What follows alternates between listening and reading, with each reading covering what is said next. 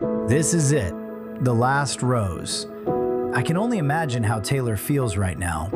The other guys are great and all, but Taylor and I make a great team.